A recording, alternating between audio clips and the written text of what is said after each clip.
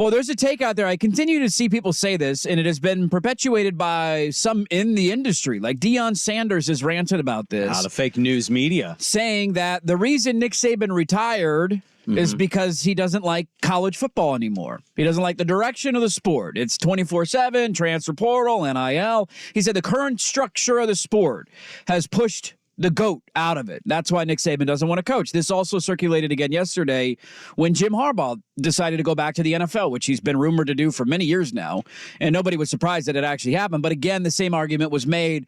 People don't want to deal with this chaotic system, and there's no rules, there's no guardrails. This is why folks are leaving college football. I tend to think it's more of those are kind of outlier examples of a 72-year-old and a dude who's always wanted to go back to the NFL because his brother has a Super Bowl.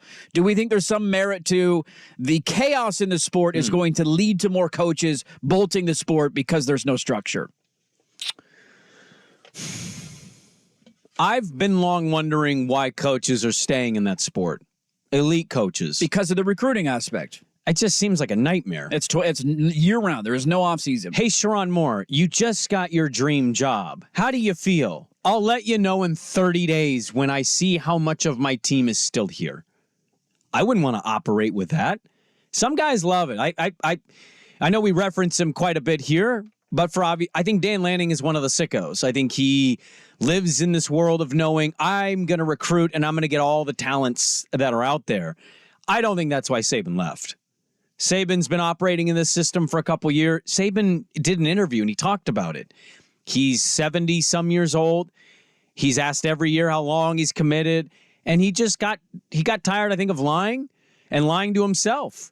I mean, he did two interviews the day he retired.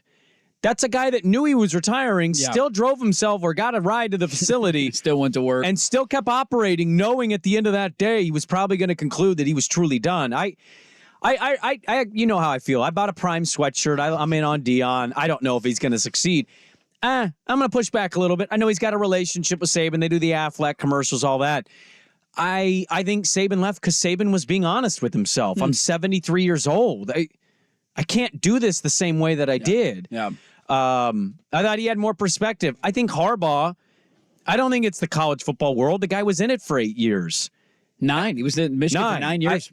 He won a title for his alma mater. What hasn't he won? What did he almost win, but he didn't? How did he get chased out of? I think he has a little bit of proven to himself, and I think he's challenged that way of, I want to be at the top of the mountain. How many coaches have won a Super Bowl and a college championship? Jimmy, Pete, can we think of another one? Top of my head? Barry Switzer, Oklahoma, and then Dallas. So, and maybe there's another we're omitting from the 80s or 70s. Yeah. But the point is, there's not a lot of that. He can make history by doing it. And oh, by the way, he won one title at his alma mater. He won another championship for a team he played for. That might be the most rarest of that feat. So, I think coach movement's problematic.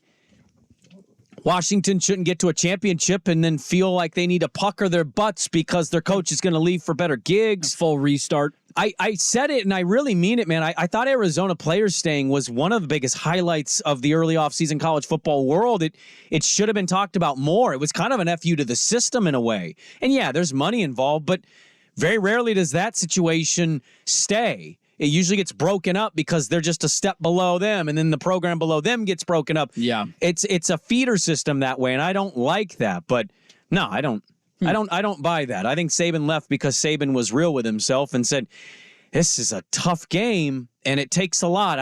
I'm 73. How much can I have? I think I would agree with the take if we get further down and you have young coaches who are at the height of the sport bolting for the NFL at a higher clip. Yeah. Like next year if Kirby leaves, hey, Falcons does.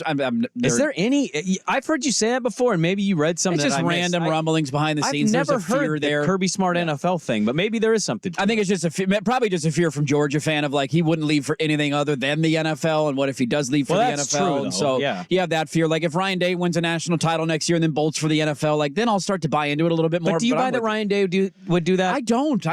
Yeah, no. see, These guys are making insane amount of money. I know it's a grueling job, and I'm with you. If I were a coach, I would much prefer to be in the NFL model. I think Chip Kelly's going this route because he hates recruiting and is like, this is dumb.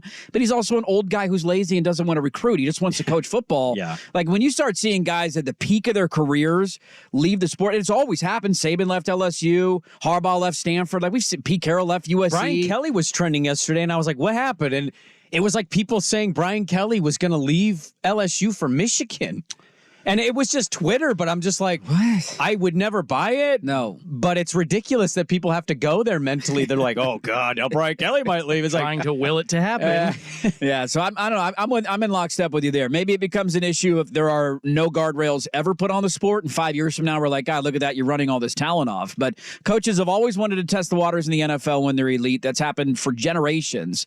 And these two examples of guys who are in the playoff and now leaving the sport, Nick Saban and Jim Harbaugh. Harbaugh has a brother who can hold a Super Bowl over his head. We found out how competitive that guy is yesterday, that he won't pay off a $5 bet over how tall an offensive lineman is. Yeah. You don't think that sticks in his ass Yep. that John Harbaugh has a Super Bowl and beat him head to head to get that Super Bowl? oh, it does. He yeah. probably hasn't slept in 10 years since that game happened. That's how much he thinks about that. He wants a chance to redeem it. That's Harbaugh. And Saban's 72, man. Like the way that guy worked, the amount of hours he put in, he's ready for retirement. So I tend to agree with you.